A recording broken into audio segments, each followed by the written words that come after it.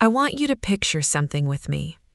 Fairy lights strung across a rented hall, his favorite beer chilling in a cooler by the door, a chocolate fudge cake, 3 layers, custom, not cheap, sitting on a table I decorated myself.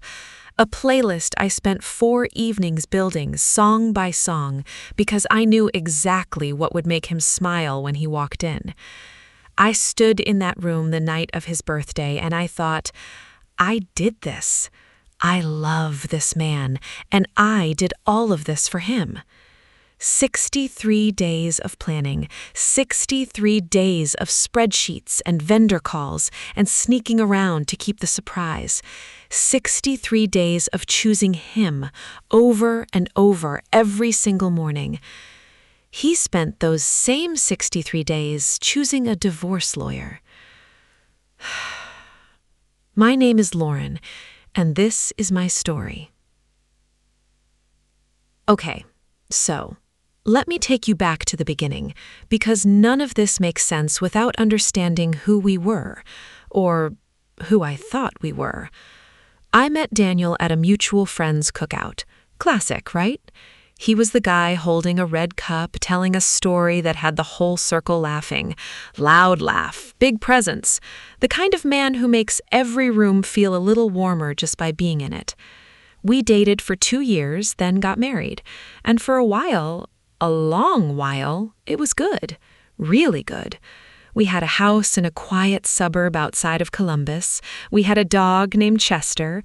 We had Sunday morning pancakes and bad reality TV and arguments about the thermostat like every normal couple. Daniel worked in sales. I worked in HR. We weren't rich, but we were comfortable. We were building something. That's what I believed. He was charming. God, he was charming. He could walk into any room and make friends in 10 minutes. People loved him. I loved that people loved him. I was proud of him. But here's the thing about charming people. Sometimes the charm is for you, and sometimes it's just a skill they use on everyone, including you. I didn't understand that distinction until much, much later. So, his 40th birthday was coming up, big one, 4 decades, and I decided I am going all out. This is who I am. Acts of service is my love language, if you believe in that kind of thing. I show people I love them by doing, by planning, by making things beautiful for them. I started 2 months out. I found a venue, a small event space about 20 minutes from our house. Nothing huge, just warm and cozy. I put down a deposit in early October. I made a guest list, 32 people, his college friends, his work guys, his cousin Mike, who he hadn't seen in almost a year. I personally called most of them, left voicemails, sent follow-up texts. I reached out to his mom, Carol. She was so excited. She said, "Oh, Lauren, he's going to cry." She helped me track down a few people I didn't have numbers for. She was in on the whole thing. His best friend, Garrett, was my inside man. He was going to drive Daniel to the venue under the pretense of grabbing dinner. Garrett was very enthusiastic about the plan, very quick to confirm everything. I thought he was just a good friend being supportive. I ordered the cake from a local bakery. Daniel loves chocolate fudge, always has. 3 layers, his name in gold letters. So excited. She said, "Oh, Lauren, he's going to cry." She helped me track down a few people I didn't have numbers for. She was in on the whole thing. His best friend, Garrett, was my inside man. He was going to drive Daniel to the venue under the pretense of grabbing dinner. Garrett was very enthusiastic about the plan, very quick to confirm everything. I thought he was just a good friend being supportive. I ordered the cake from a local bakery.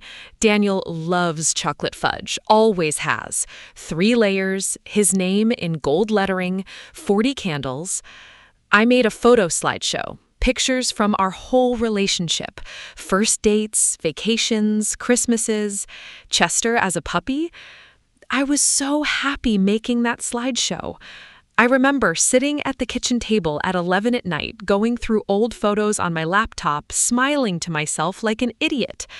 He was in the other room, probably on his phone. Okay, I have to be honest with you here because this part is hard to say out loud.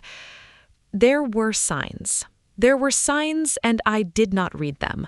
Or maybe I read them and I just didn't want to know what they said. Daniel had been distant for about a year before all of this. Not cold exactly, just less there, like he was always slightly somewhere else in his head. I chalked it up to work stress. He'd had a rough quarter, his manager was difficult. I told myself we were just in a rut and we'd find our way back. He started taking phone calls in the car, said it was work stuff, didn't want to bother me. Sure, fine. There was a name I saw in his phone once, Megan. I asked about it casually, trying to sound like I wasn't asking. He said she was a new account rep at a partner company. He didn't flinch. I let it go.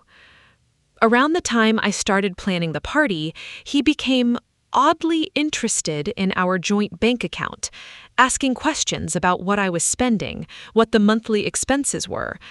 I thought, oh, he's finally taking an interest in the finances. This is growth. This is good. Oh, Lauren. He also got nicer, which I know sounds strange, but he was more agreeable, less likely to snap at me. He started complimenting me randomly, out of nowhere. You look great today. Dinner was really good. I thought we were turning a corner.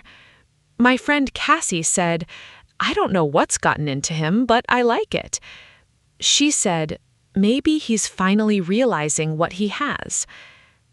We were both wrong about what it meant. There was one moment where I almost found out everything 3 weeks early. I was using Daniel's laptop to print something. I saw a folder on the desktop I didn't recognize. It was labeled with a date, a recent date. I paused. My hand was on the mouse. I moved it away. Because I trusted him. Because I didn't want to be the suspicious wife digging through her husband's things. Because some part of me, some quiet, knowing part of me, was scared of what I might find. And I closed the laptop and went to print my thing from my own computer. That folder was communication with a divorce attorney. I found that out later. It had been sitting right there. The party was December 7th, a Saturday. I got to the venue at noon. The party started at 7. I had 7 hours, and I used every single one of them. Decorating, arranging, arguing nicely with the caterer about the appetizer timing, lighting every single candle in a test run to make sure they all worked. Guests started arriving at 6:30. Everyone was buzzing. People were genuinely excited. Daniel had this effect on people. They just wanted to celebrate him. At 7:15, Garrett texted me. On our way. 10 minutes. My heart was pounding. I turned off the lights. 32 people went quiet. Daniel walked in. We all yelled, "Surprise!" And the look on his face, his face just crumpled. He put his hands over his mouth. His eyes went red. He looked at me first. He found me in the dark immediately, and he just shook his head like he couldn't believe it. He hugged me so hard. He whispered in my ear, "You are incredible. I don't deserve this." You know what's wild? That was probably the most honest thing he said to me all night. The party was wonderful. People ate, they drank, they told embarrassing Daniel stories. His college roommate flew in from Denver. I'd arranged that, kept it secret for a month. Daniel lost it when he saw him come through the door. I stood back a few times and just watched him laugh, watched him be the center of the room the way he always was, and I felt this warmth in my chest, like, yes, this is why I do this. This is love.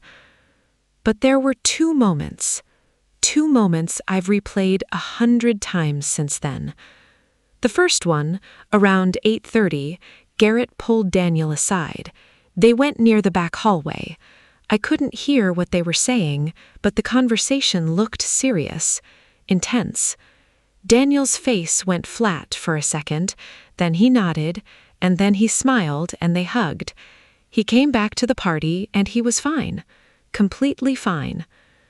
I thought maybe Garrett was being sentimental, saying something emotional about getting older, being friends for so long, something like that. The second moment, during the cake cutting, Daniel's phone rang. He stepped away, just stepped away during the cake. I smiled at the guests and said, "He'll be right back, you know how it is." He was gone for almost 4 minutes. I lit the candles and waited. He came back, apologized, said it was work, blew out the candles. Everyone cheered.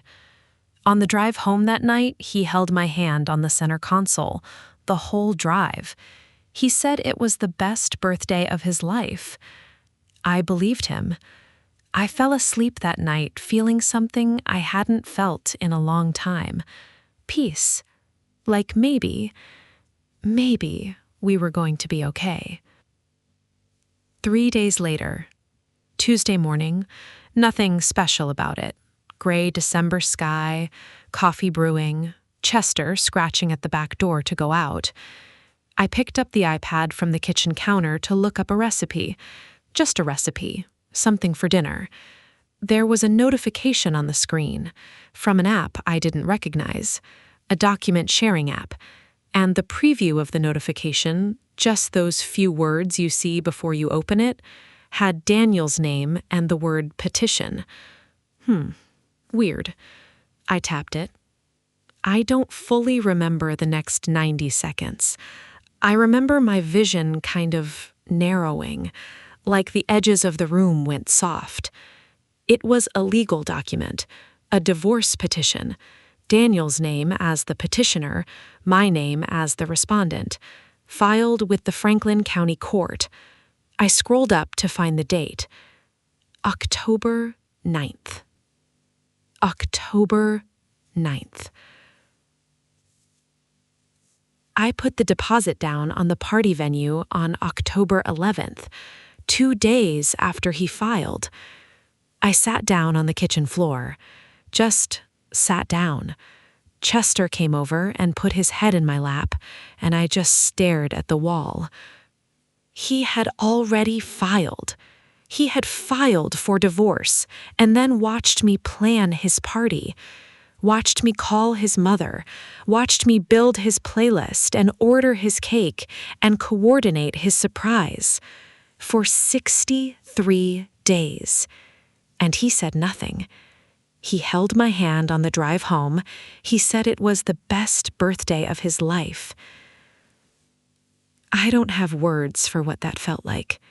I'm not sure there are words. Once I knew, I couldn't unknow, and once I started looking, I found everything. The lawyer consultations had started in September, a full month before he even filed. He had spoken to 3 different attorneys before choosing one. The financial stuff, all those questions about our accounts, he had been carefully tracking joint assets, documenting, preparing a picture of our finances that would hold up in court. That folder on the laptop, the one I didn't open, it was everything. Communications, documents, a personal written account of our marriage from his perspective. I read it eventually. I barely recognized the relationship he described. Megan was real. That part I won't go into detail about, but she was real. His mom knew. Carol, who told me he was going to cry, who helped me track down phone numbers for the guest list. She knew her son had filed for divorce. She helped me plan his birthday party anyway. Garrett knew, the intense conversation by the back hallway. I think Garrett was checking in on the timeline, making sure Daniel was still on track with whatever came next. The phone call during the cake cutting. I don't know who that was. I've thought about it a lot. I've decided I'd rather not know. When I confronted Daniel, he was calm. So calm, it scared me. Like he had rehearsed the conversation.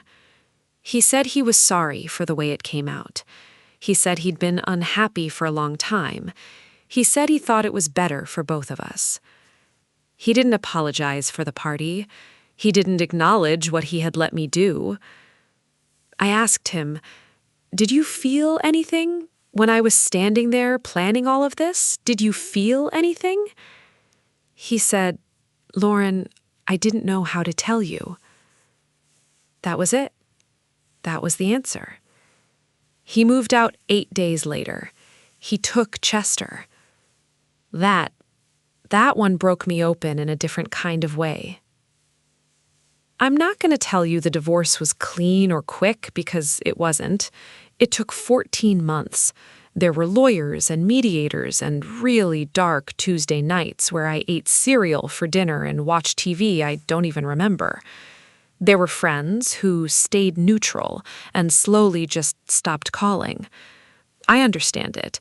People don't know what to do when a marriage ends. But neutral, in my experience, is just a slower way of choosing a side. There were also people who showed up, really showed up. Cassie drove 4 hours when I called her the day I found out. She didn't ask questions, she just came. I think about that a lot. Recovery, and I do call it recovery because that's what it was, didn't happen in a straight line. It happened in weird, small moments. The first time I laughed at something on TV and felt it reach all the way to my chest. The first Sunday morning I made pancakes just for myself and didn't feel sad about it. The first time someone asked me how I was doing and I said good, and actually meant it. There are things I know now that I didn't know then. I know that love is not a guarantee. I spent 63 days planning the most loving thing I could imagine doing for someone, and it didn't protect me. Because love, real love, is something two people have to choose every day, and he had already made his choice. He just didn't tell me. I know that cruelty doesn't always look like cruelty. Sometimes it looks like a man holding your hand on a drive home. Sometimes it looks like you are incredible. Sometimes the most harmful thing a person can do is stay quiet and let you keep investing in something that is already over. I know that I am not responsible for his cowardice. He had 100 chances to be honest with me. 100 mornings, 100 nights, 100 moments where he could have sat across from me and said, "Lauren, I want out." He chose not to. That is not a reflection of my worth. That is a reflection of his character. And I know, this one took me the longest, I know that the version of me who planned that party was not stupid. She was not naive. She was a woman who loved her husband and showed it the best way she knew how. She deserved better. Full stop. I think about something my grandmother used to say. She'd say, "Baby, you can't keep a warm house for someone who's already standing outside in the cold." I kept that house so warm for so long. It wasn't enough because he wasn't trying to come in. He was already gone. I just didn't know it yet. If you're watching this and something in your gut has been trying to tell you something, listen to it. I don't say that to scare you. I say it because I had instincts. I had moments. I had a folder on a desktop that my hand hovered over, and I chose comfort over truth because the truth felt too big to hold. The truth was big. I won't lie. It was the hardest thing I've ever carried. But I'm still here, and I'm okay. And that, honestly, surprises me every single day. If you've been through something like this, or if you're in the middle of something and you're not sure what to call it yet, I see you. Drop something in the comments if you want. You don't have to be alone with it. I'm Lauren. Thank you for being here. Take care of yourself.